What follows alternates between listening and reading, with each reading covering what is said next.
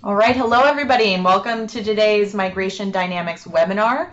This is a recorded webinar, so you can expect to receive a copy of this recording once we're finished. And the voice you're hearing, hello, is Mary Davis. I'm Cobalt's Product Marketing Manager, or the Product Evangelist over here. I'm also joined by Michael Ochs. Mike is Cobalt's Director of Product Development and a Microsoft Business Solutions MVP, which we're proud to mention wherever we can, as I think it speaks to what a fantastic resource he is when it comes to all things CRM. Thank you, Mary. You're welcome. And Hello, the everyone. objective for today's webinar is to equip all of you lovely attendees with information about our Migration Dynamics tool. My assumption is that everyone on this call has some interest in the process for migrating from on-premise to online, and my hope is that you will all leave this call with an understanding of how Migration Dynamics can assist in that process. So I'm going to give you a very brief background on Migration Dynamics and why we built it, and then I'll go ahead and hand it over to Mike for the demonstration portion of our call today. So as we move through this presentation, I encourage all of you to enter your questions and comments in the questions panel, and I will be monitoring those, and we'll come back to them at the tail end of our time together today and try to get all of those answered. And I think we all understand now that the demand for CRM online versus on-premise has increased thanks to the online ease of deployment, seamless upgrades and integrations with Office 365 and Power BI. Microsoft also recently announced they're changing the update delivery to be continuous, so that means organizations will need to have the most recent version of Dynamics 365. So scheduling options for updates will only support older versions until that cutoff. This seems like another signifying step towards online as a real focus. So what we're asking today is, how do you get there? Up until now, we were really only looking at a couple of options for moving from on-premise to online. You could use the built-in Microsoft import tools. So built-in data import and the bulk import tool. These are obviously cost-effective because they're free, but they're not great for migration, since using those text files, you need to make multiple passes and you'll likely lose relationships and data. Plus, people can't use the system while you're doing the migration. You could also use third-party applications like Scribe or Kingswaysoft, and these are flexible and they can be powerful for data integration, but for migration, you need to be intimately familiar with the data and relationships, along with understanding the complex rules for creating that data. The point being, they're not meant to be migration tools. So the demand for moving online, combined with these limitations that we talked about, that comes with the tools already out there. That's all why we created Migration Dynamics. So with that, let's take a look at the tool itself as I go ahead and hand it off to Mike.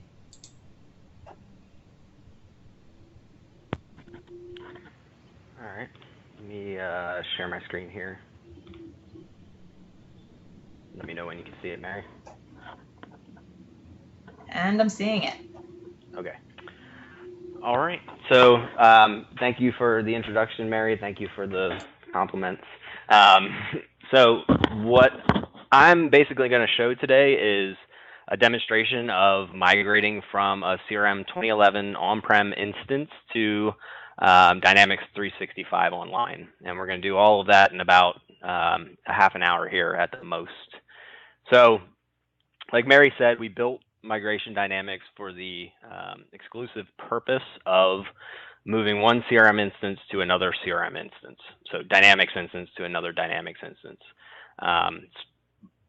Specifically from on-prem to online. However, this tool will work in an on-prem to on-prem or an online to online scenario. Obviously, the biggest use case for it is the on-prem to online migration because that can be so complicated. And what Mary touched on a little bit, with having to know, the intimate details of your data in order to migrate using these sort of integration tools. Migration Dynamics is pretty much built to take that out of the hands of the user. And, we use essentially the metadata inside of Dynamics and some algorithms to determine what the best path to migrating online is. which entities to send over first to avoid orphan records. It handles those complex rules that Mary was talking about. So things that can be gotchas inside of Dynamics, like setting state codes properly, setting created on and created by, setting the modified by and modified on, mapping users, those sort of things that will, kind of make a migration a headache if you're not using a purpose-built tool. So our goal with Migration Dynamics is to make the data migration portion of a migration project as simple as possible so that it can be done by anybody, essentially, without the need for a technical consultant or a developer or really any, advanced technical knowledge. So that's what I'm going to show, and I'll talk a little bit more about the specifics as we're going through this and what we're doing to kind of alleviate those complexities and things. But to start with, you can see my screen here, I've got a CRM 2011 instance on the left-hand side and an online instance of 365 on the right side. Now I'm looking at the same dashboard in both of these, except they're named a little bit different. This is our Microsoft Dynamics CRM overview. This is our Microsoft Dynamics 365 overview. So we've got our sales pipeline here. We've got our leads by source. We've got cases by priority and an activity grid down here. We have the same dashboard over here with our sales pipeline. You can see it has no data in it currently. Our leads by source, cases by priority, and then our activities underneath of that. So completely clean, completely fresh Dynamics 365 online org on the right-hand side, and then a 2011 on-prem instance on the left-hand side. So there is not a ton of data inside of this on-prem instance. It's got probably around 600 records in it. So, not by any means a real world scenario, but, enough disparate and different data to kind of show the power and the functionality of the tool. So I've already installed Migration Dynamics on our on-prem instance. And if I go to settings, and I click down here, once you installed it, you'll see a new group under the settings for Migration Dynamics. I'm going to click on the Migration Wizard here. Let me just make sure that I'm still connected. Okay, there we go. So I'm going to go ahead and make this screen a little bigger so you can see that better. All right, so once we've installed Migration Dynamics, we'll have this new menu on the left under the settings. We want, when you want to start the migration, you'll go to the Migration Wizard. I'll explain what the migration progress, migration cleanup, and snapshot logs are as we go through this. So the first screen is essentially asking a question because you need to have Migration Dynamics installed on both your source organization as well as your destination organization. So essentially this screen is asking you, are you in the right place? You need to run this Migration Wizard from your source organization. So yes, we're in the right place. This is our source organization. The other question it's asking is, do I want to keep my data in sync? So what that is what we call our live migration option.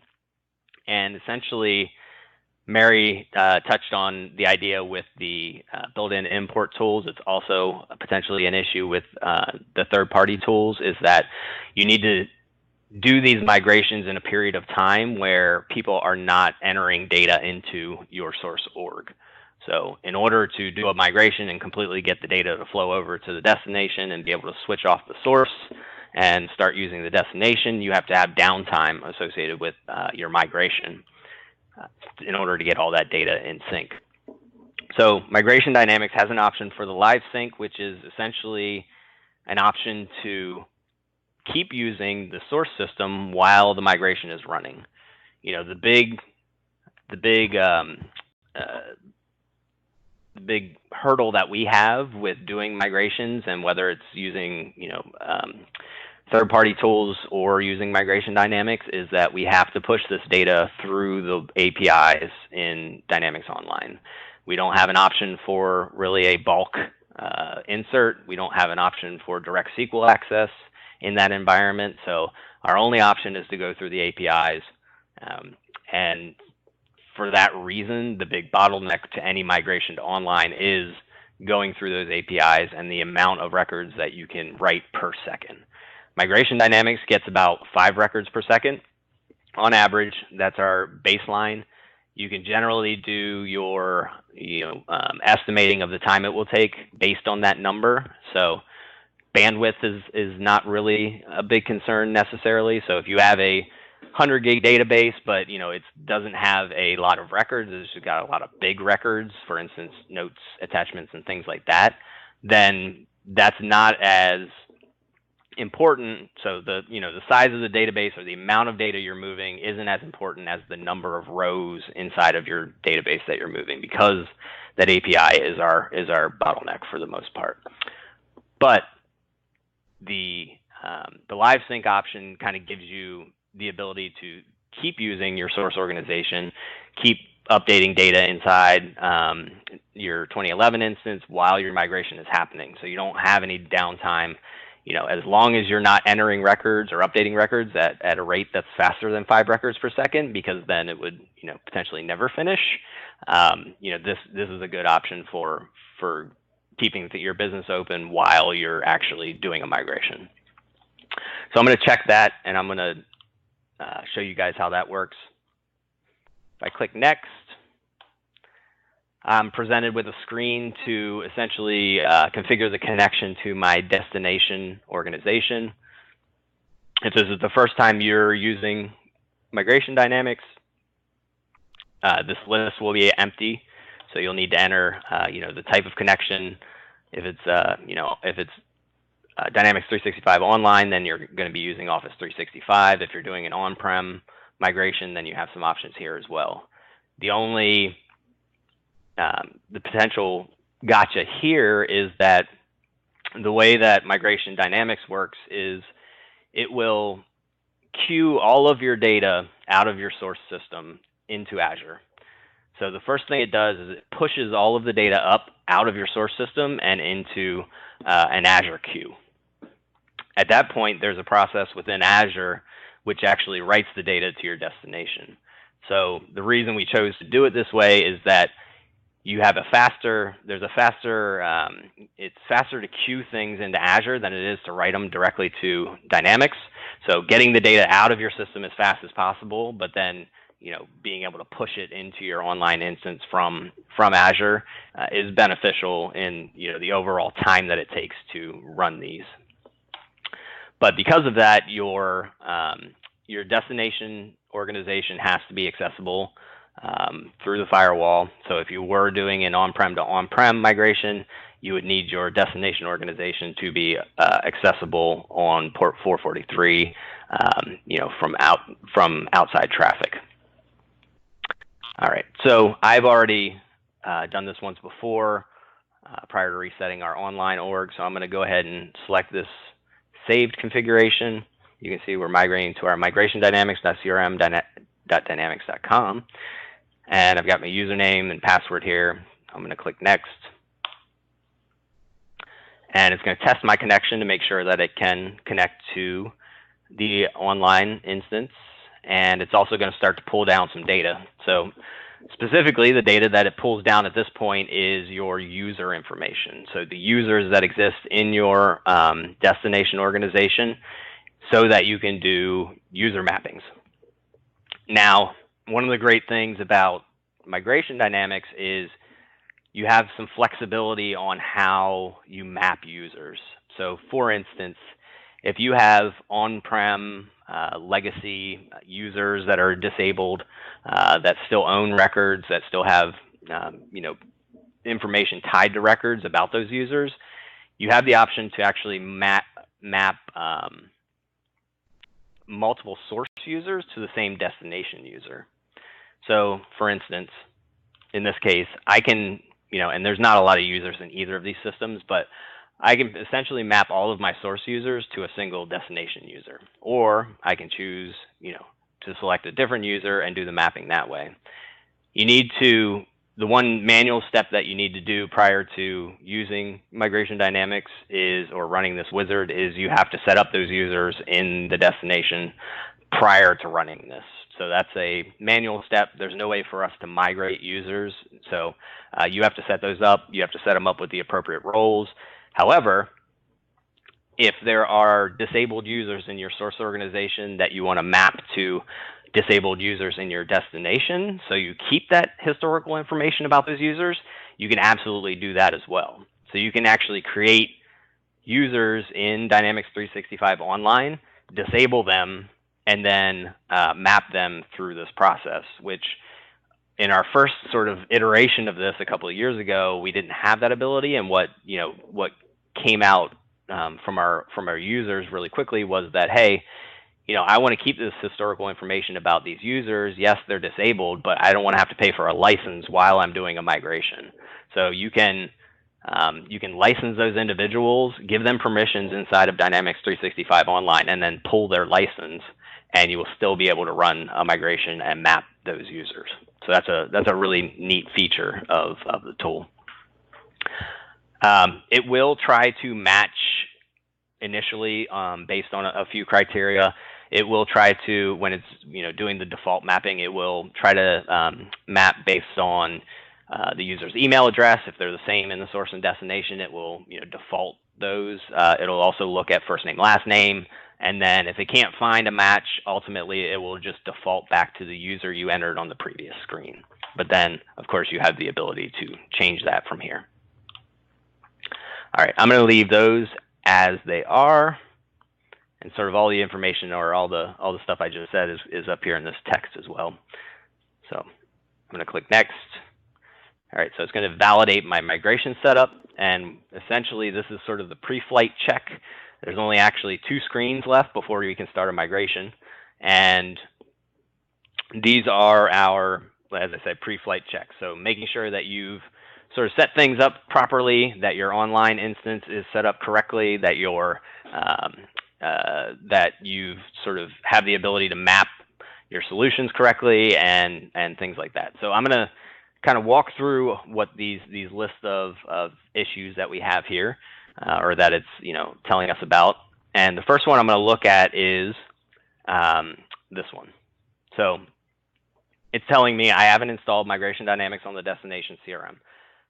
So I'll need to install the latest version in order to proceed. So you can see I can't go anywhere from here. Like I mentioned earlier before, you have to have Migration Dynamics installed on both your source and your destination, and then you run this wizard from the source. So I'm going to go ahead and download this.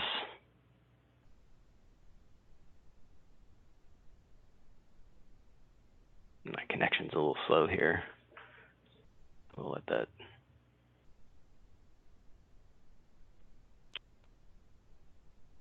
And of course, so Migration Dynamics is available in AppSource, and we also have a trial version of Migration Dynamics. So if you want to, after this webinar, if you want to go out to AppSource and install Migration Dynamics on your 365 Online, and then go ahead and download Migration Dynamics and install it in on-prem, you can do that.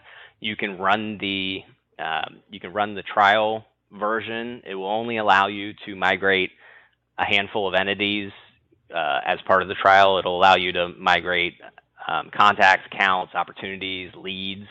It won't let you migrate any custom entities or activities or anything like that. So the full license will allow you to migrate essentially everything. You will probably get this message from Windows. This is an executable that you download. We're going to go ahead and click Run Anyway. I'm going to browse here to my desktop and create a folder for MD. And I purposely didn't install this in the online instance because I wanted to see how how to go about the process of installing it. So I'm going to connect to Office 365. This is my username and password. Click Login. All right. Let me just make sure it's selected the right org here. So let me display a list. Okay, Migration Dynamics, that's the one I want to migrate to. You need to select the version you're installing to, so it would be 2016 for online D365. Some boilerplate there, and then we'll click next. It's going to do some validation, next again, and now it's doing the install process. So it's going to install 2 solutions in your organization. That has been a point of confusion for some of our users. First it's going to install the Cobalt Snapshot Framework, and then it's going to install Migration Dynamics on top of that. The Snapshot Framework is sort of the framework that Migration Dynamics was built on. So Cobalt Snapshot is a free utility that we put out several years ago, and it allows you to do things like create point-in-time backups of records and restore records from backups and copy records inside of Dynamics. Essentially what it does is it creates a point-in-time snapshot of a record in Dynamics, and it stores that on an activity. What we realized is, hey, we can do all these things. We can back up records, we can restore records, we can copy records using this framework. What if we just took that point-in-time backup and we shipped that to another CRM system and restored it there? And what we realized is, hey, when we do that, what we have now is a migration utility. So we built Migration Dynamics on top of this free utility that we built, Snapshot, and that's why you'll see 2 solutions installed there. So that's a little history. Click next and finish. All right, so now we're installed in online. I'm going to retry this.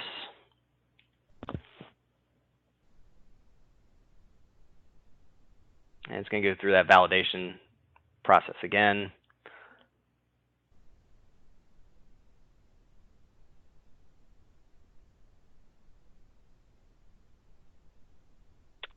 There were a couple of messages on there that I didn't get a chance to talk about. So you can see we've cleared that error now, so it realizes that it's installed. And we can click next if we want to. All we have here are a couple of one informational message and a couple of warnings.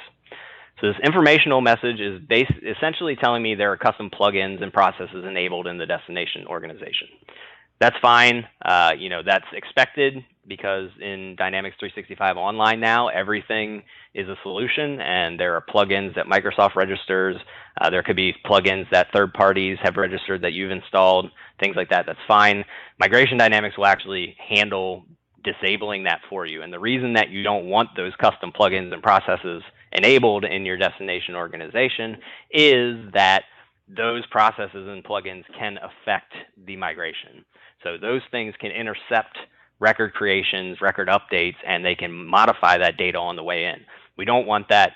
We absolutely do not want anything mucking with the data. What we want is data that is sent from the source organization to match identically with what ends up in the destination. So we definitely want to disable those ahead of time. The other thing it affects is performance.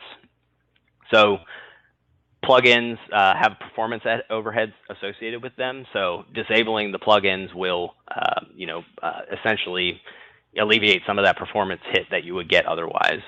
The other thing that's not listed here that would be an informational message is if you have auditing turned on in the destination, it will turn that off for you as well. And the reason being is you don't want to create a bunch of audit history logs while you're doing this import, because that's gonna bloat the system, and it's really not useful data because they were created as part of the migration.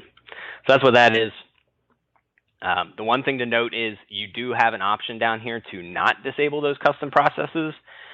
We added this because we have clients who have done a migration. They realize they forgot to migrate something, and after they've gone live, they're like, oh well, we want to migrate just this one thing, but we don't have to disable plugins and custom processes because we still want to keep using the destination. So you do have this option. Obviously, there's a disclaimer here that says, hey, if you do this, it could be bad. So, but you do have that option. The other warnings here are a nice validation for you as far as whether or not you've set up the solutions that in your destination that are in your source organization. So you can see I've got a sample solution that I've created in this 2011 instance. It has an entity called sample entity, and essentially I decided not to move that to my destination organization. So I'm going to leave that information behind. I'm okay with that. Migration Dynamics will ignore anything that doesn't exist in the destination that does in the source, including fields. So if you move an entity to online and there are some fields you want to leave behind, that's perfectly fine. It'll just ignore those. So that's a nice little validation check here for you before you do the migration. The last thing is setting your session timeout. So all of the queuing that I talked about into Azure happens inside of this wizard. So while you're running in this session, in this browser session, and you're queuing the data, you need that session to be as long as possible in order to prevent timeouts from happening while you're running it. So there is a link here.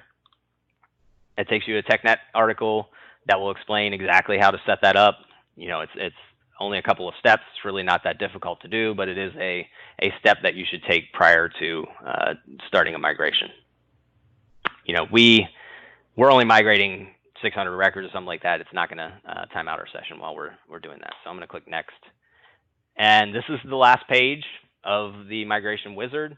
At this point, you have the option to select specific entities you want to migrate, or you can select everything. You can see there is a lot of entities we have here in the system, including some views we can move. We can move save views. We can move reports. I'm going to get rid of these reports because these are SQL reports in our source system, and they will not migrate. They will just fail. So that's fine. But you can see all the entities listed here. You can see the the intersect entities. So those end-to-end relationships, those will migrate. And then you also have an option to, and if pop-up blocker doesn't get me, it did not. Okay, so you have an option to filter here. So if you click on the binoculars, for any entity that is advanced that you can search for in advanced find, you can create a filter on these. So if I just wanted to migrate, accounts name, or I guess it's account name. There you go. Account name is Cobalt. I can do that. I can save that, and look at that. And there's probably none. We don't have any in this system, but that's fine. So you can essentially filter what records you want to send over using that. If you want to get rid of that filter, you'll see that a little trash can shows up here. I can just click that, and that'll go away. So, and there's also a short video, GIF video here that shows you how to do that as well. All right. So I'm going to migrate everything. I'm going to kick this off. And at this point, it's essentially telling you that it's going to queue all the data out of your source system. You do not want to leave this window. You can't leave this window. You kind of have to. This is the thing that you would do before you go to before you leave for the night.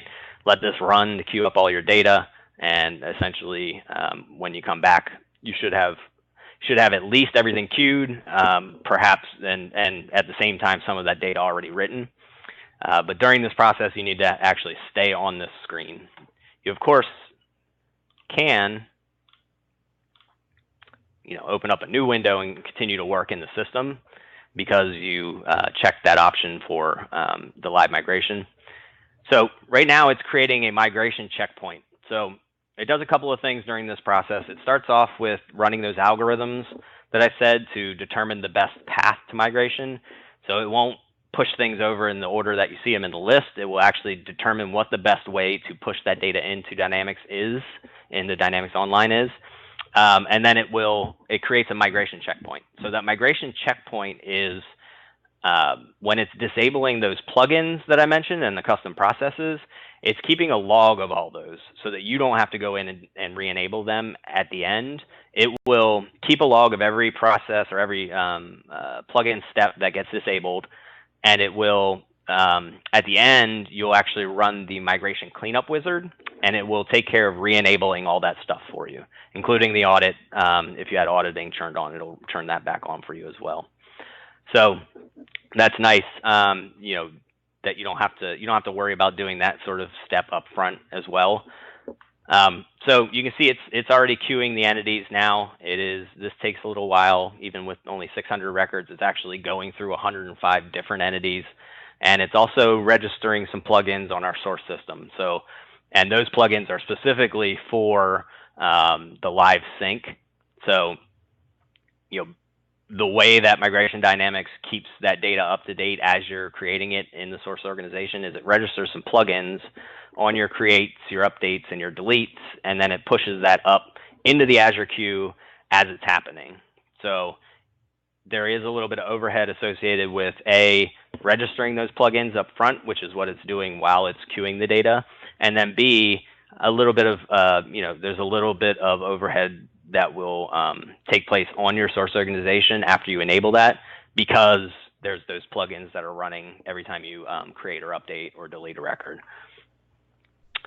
You can essentially disable, if you're doing a test migration, you can not choose the option to keep things in sync. That's mostly for, your final migration and, getting things, pushing things the last time up to the online. So at any given point after this happens, you can also, on the source organization, run the migration cleanup, and that will disable those plugins as well. But since we turned that live migration on, and while this is running, so you don't have to just watch it queue, I'm going to go over and I'm going to pretend that I started my migration, and we just got a rush order in for a Migration Dynamics license. So rather than halting business, I'm going to go ahead and I'm going to create an order. So head over to orders. I'm going to put this as a Migration Dynamics rush order. I'm going to select my customer. We've got Arlington Ice Cream Shop in here.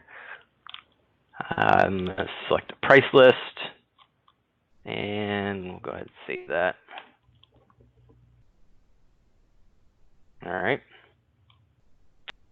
And then I'm going to add my Migration Dynamics product to it.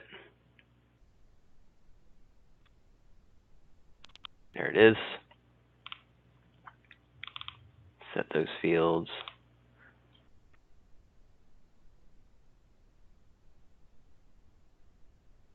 All right. And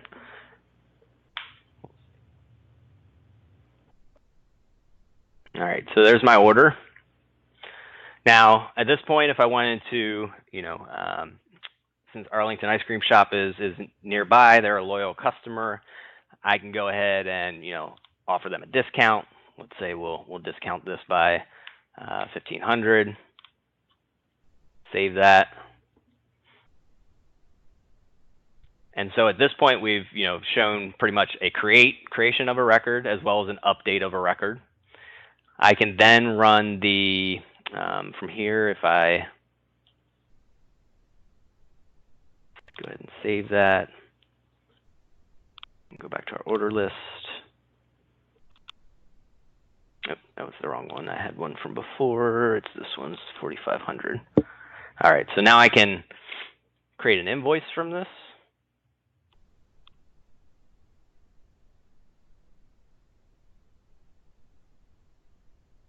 All right. And if I wanted to go ahead and email this to the customer, I can do that as well. So I will go over to Arlington Ice Cream Shop.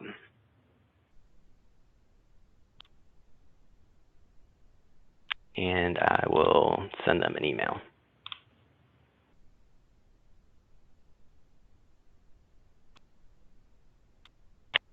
Migration Dynamics invoice. Attached is your migration invoice. I guess I need to, well, I'll just select let me just put an attachment on here. Oops. Let me save it. Attach a file.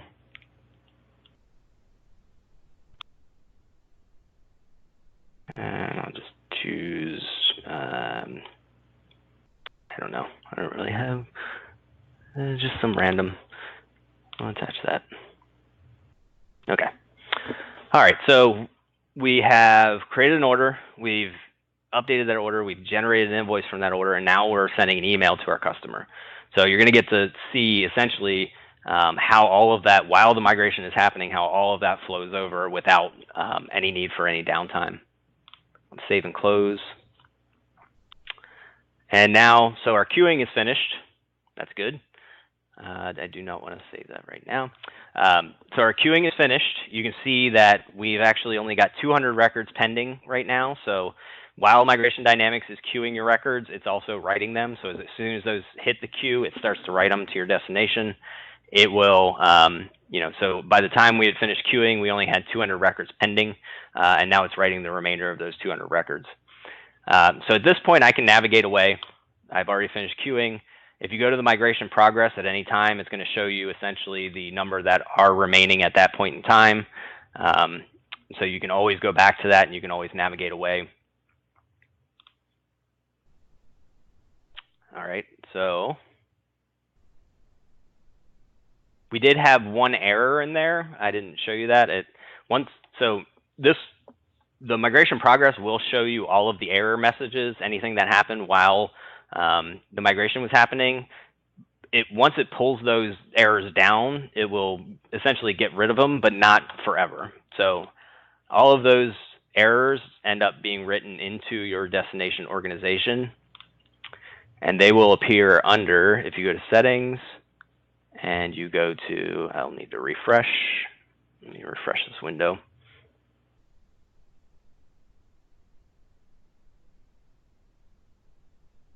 All right, so if we go to settings and we go to snapshot logs,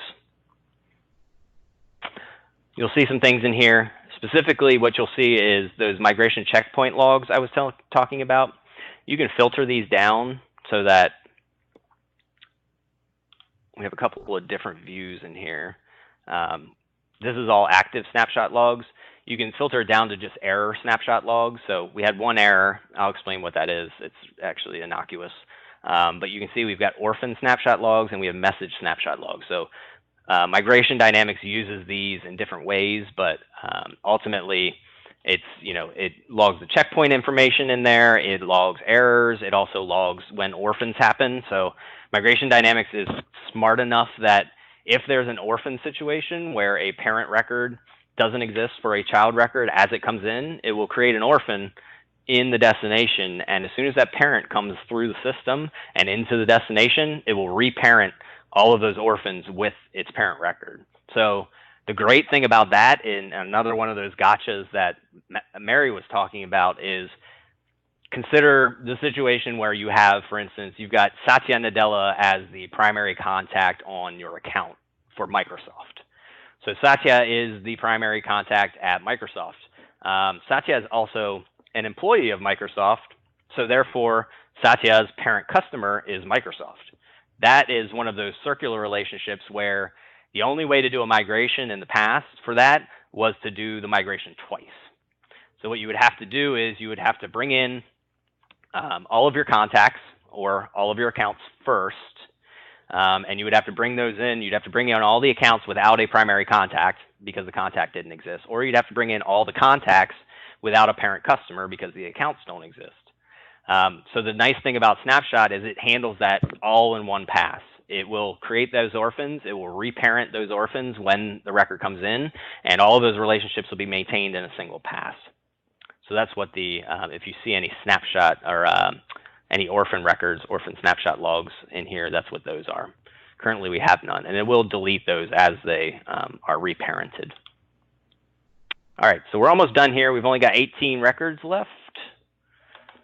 The one error, or it looks like we got maybe 2 errors. Oh, it looks like our invoice detail didn't go through. That one's a gotcha.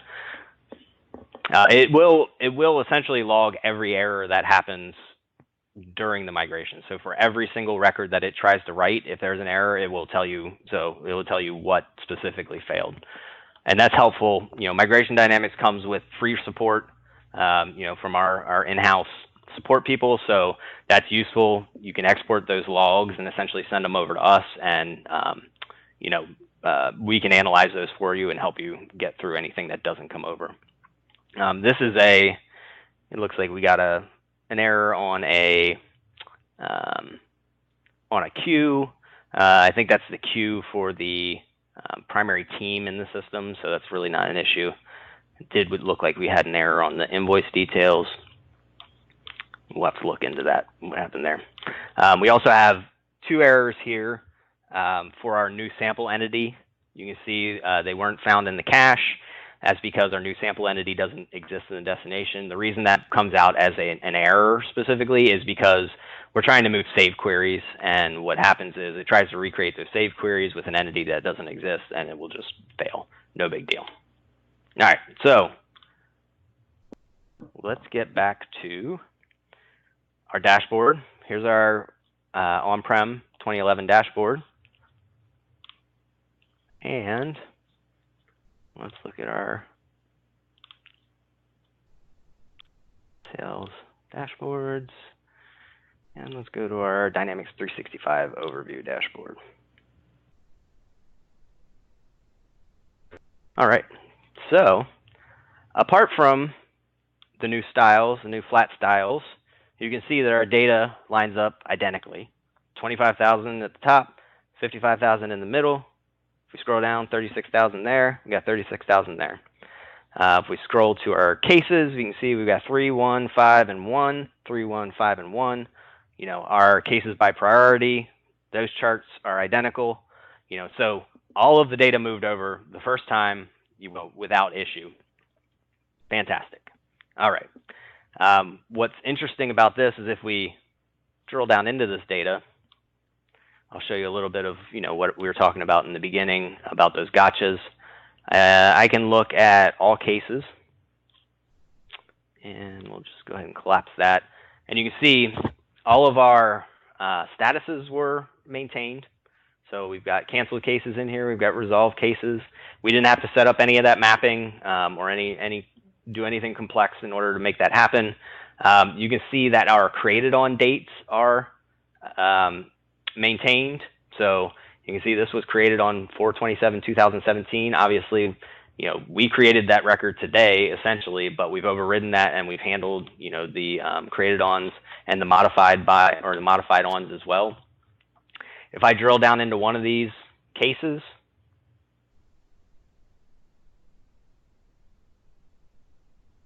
we can take a closer look.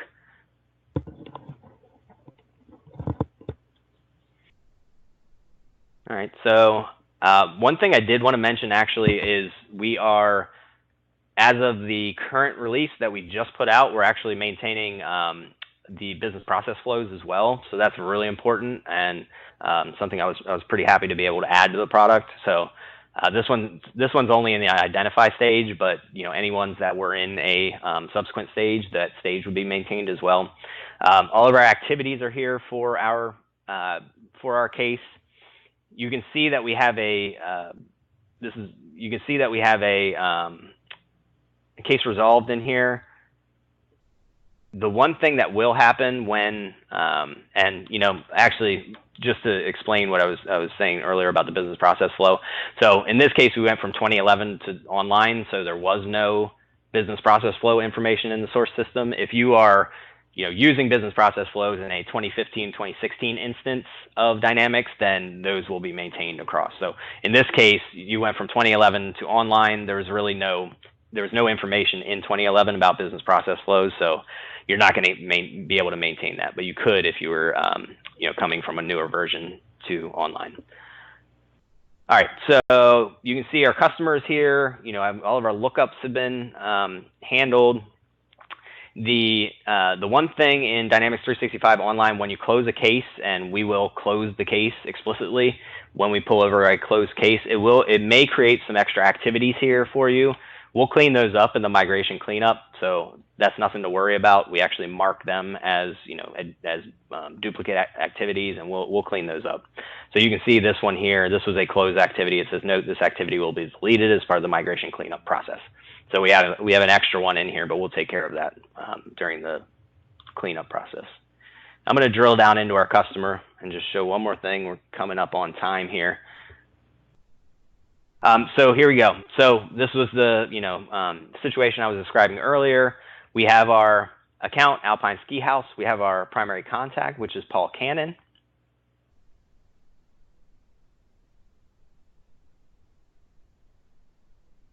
And you can see that Paul Cannon's parent customer or account name in this is Alpine Ski House. So that circular relationship was handled on the way in, and everything is exactly as it was in the source system. And that's about it. The only, I guess, the one thing I did want to show, so let's look over here at our orders. So here's our rush order for Migration Dynamics that we created on the fly as we were doing the migration. We did see one issue with the invoice detail there that we might need to look into. But if we look at Arlington Ice Cream Shop and we look at their activities, look at, there you go, Migration Dynamics invoice. Attached is your Migration Dynamics invoice. Let me pop this out.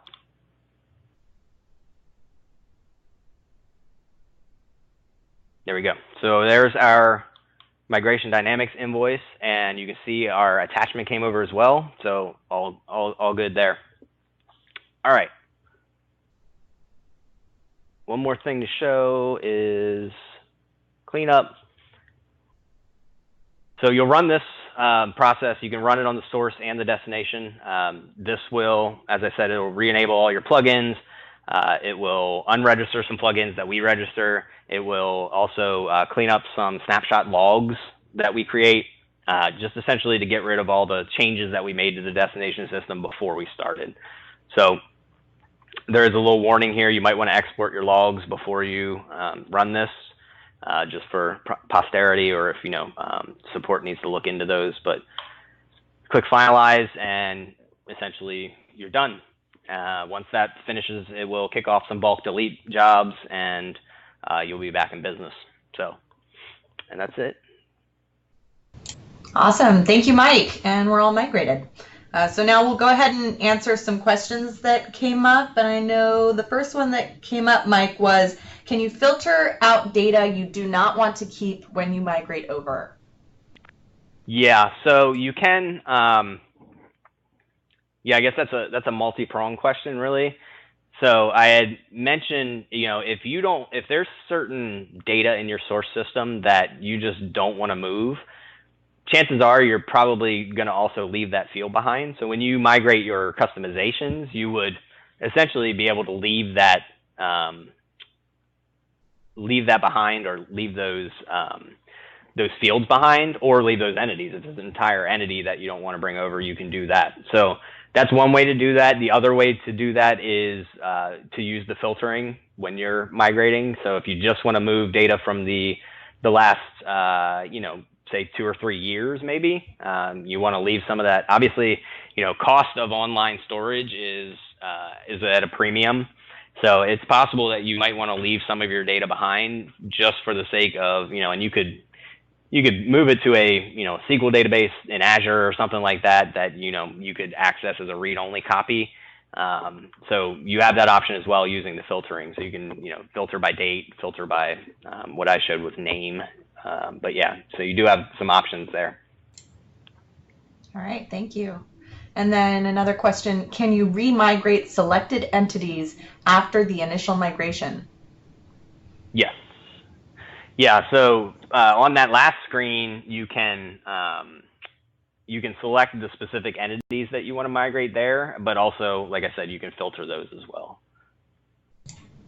Great. And then let's see, when I run the migration again, will it update all the fields or only the fields whose values have changed? It will update all the fields. Yeah, so it ships that record over. It ships that record over, and it contains all of the data that it contained in the source. So it'll overwrite anything that's there. So if you're, yeah, and I guess that's a good question. If you're actively using the destination system and you are also actively using the source system, you could have some conflicts there. And that's, that's not really a situation that Migration Dynamics is built to handle. It's not a synchronization utility. It can't, synchronize data back and forth. It's a migration. And the idea is you move everything out of your on-prem after you look at your data in your online environment and you're good with it. Chances are you're just going to shut off that on-prem instance, move everybody to online. So that's sort of the purpose of the utility. Okay, great. And I think that's just about all the time we have for questions. I will reach out to folks who asked questions we didn't get a chance to answer. And like Mike mentioned earlier, you can download a free trial of Migration Dynamics on AppSource to try out some of what you saw today. Just go to AppSource and look for Cobalt, and you'll see the trial option for Migration Dynamics. And then before we wrap up, just a quick plug.